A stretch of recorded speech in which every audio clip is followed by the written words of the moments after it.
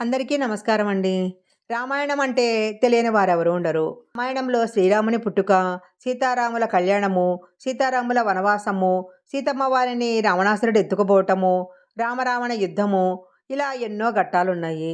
ఇవి కాకుండా ఇంకా చాలా రసవత్తరమైన ఘట్టాలు రామాయణంలో ఉన్నాయి. పెద్ద పెద్ద కథల పెద్ద పెద్ద కథల మాటున పిట్ట కథలు భక్తులను అలరిస్తూ ఉంటాయి. ఏదో ఒక సందేశాన్ని అందజేస్తూ ఉంటాయి. ఇవన్నీ కూడా మూల రామాయణంలోనూ కొన్ని జానపదాలలోనూ కనిపిస్తూ ఉంటాయి. ఈ విషయాలను తెలుసుకుంటూ ఉన్నట్లయితే మనకు చాలా ఆశ్చర్యాన్ని కలిగిస్తుంది. రామరావణ యుద్ధము ముగిసిన తర్వాత సీతా సమేత శ్రీరాములు అయోధ్యకు వచ్చి పట్టాభిషిక్తులు అవుతారు. ఆ సమయంలో రాముడు విజయం సాధించటంతో అయోధ్యాపురి అంతా నిరంతరం సందడి సందడిగా ఉండేది. అలాంటి సమయంలో వశిష్ఠ, విశ్వామిత్రుల వంటి మహర్షులందరూ ఒకచోట చేరి మాట్లాడుకోవటం మొదలు పెడతారు. అప్పుడు మాటల సందర్భంలో శ్రీరాముడు గొప్పవాడా, శ్రీరామనామం గొప్పదా అనే సందేహం ఏర్పడుతుంది. చాలామంది కొంతమంది శ్రీరాముని మించి అతని నామం ఎలా గొప్పదవుతుంది అని ప్రశ్నిస్తారు. నారదుడు మాత్రము రాముడి కంటే శ్రీరామనామమే గొప్పది అంటాడు. అనడమే కాదు, ఈ విషయాన్ని నేను నిరూపిస్తాను అంటూ సవాల్ విసురుతాడు. నారదుని మాటలతో చర్చ చాలా వేడెక్కిపోతుంది. కాసేపటికి అందరూ ఎవరి పాటన వాళ్ళు వెళ్ళిపోతారు. నారదుడు మాత్రము తాను చేసిన ప్రతిజ్ఞ నిజం చేసుకోవటానికి ప్రయత్నం మొదలు పెడతాడు. నారదుడు నెమ్మదిగా హనుమంతుడు ఉండే చోటికి వెళ్తాడు. రేపు రాములవారి దర్బారికి చాలామంది మునీశ్వరులు వస్తారు. వారికి నువ్వు పేరు పేరున ప్రణామాలు చేయాలి, కానీ విశ్వామిత్రుడికి మాత్రము చేయొద్దు అంటాడు. ఎందువలన విశ్వామిత్రులకు చేయకూడదు అని ఆంజనేయ స్వామి అడుగుతాడు. అప్పుడు నారదుడు, విశ్వామిత్రుడు రాజర్షి కదా, రాజైన రాముని ముందు మరొక రాజుకు నువ్వు ప్రణామం చేయాల్సిన అవసరం లేదు అంటాడు. నారదుడు చెప్పింది చాలా సబబుగానే తోస్తుంది.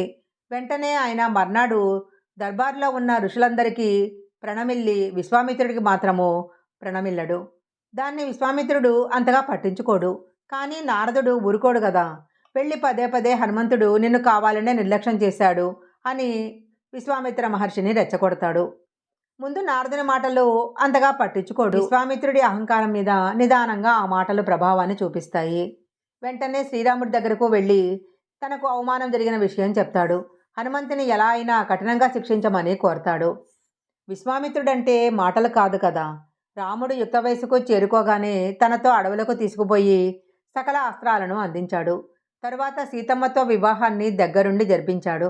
అలాంటి గురువుకి అవమానం జరిగితే దాన్ని చూసి చూడనట్లు ఎలా ఉంటాడు?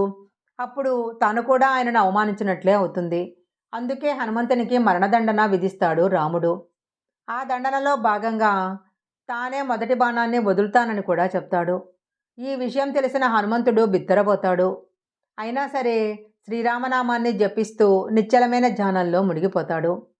దండన చేయటానికి సమయం ఆసన్నమవుతుంది. రాముడు తన విల్లంబులతో హనుమంతుని ఎదుటకు చేరుకుంటాడు. మనసు చంపుకొని విల్లుని ఎక్కుబెట్టి హనుమంతుని గుండెకేసి రామబాణాన్ని వదిలాడు.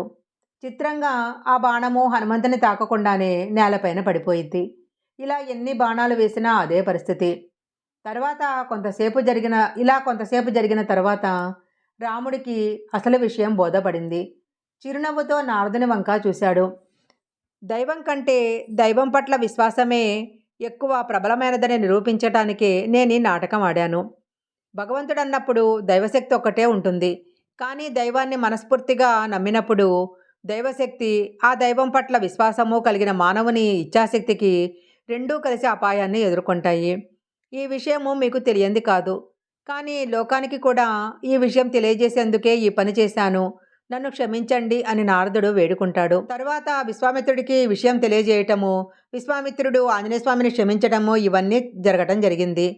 అయితే ఇక్కడ మనం గుర్తుపెట్టుకోవాల్సిన విషయం ఏంటంటే, శ్రీరామ నామం ముందు గొప్పదైనది ఏదీ కూడా లేదు. శ్రీరామ అన్న 3 అక్షరాల పదము అనేక ఆపదల నుంచి గట్టెక్కిస్తుంది. ఈ వీడియో కనుక మీకు నచ్చినట్లయితే లైక్ చేయండి, షేర్ చేయండి. ఇలాంటి మరిన్ని వీడియోల కోసం మా ఛానల్ సబ్స్క్రైబ్ చేసుకోండి.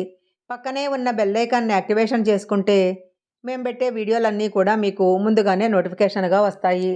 మరొక మంచి వీడియోతో మళ్ళీ కలుసుకుందాం.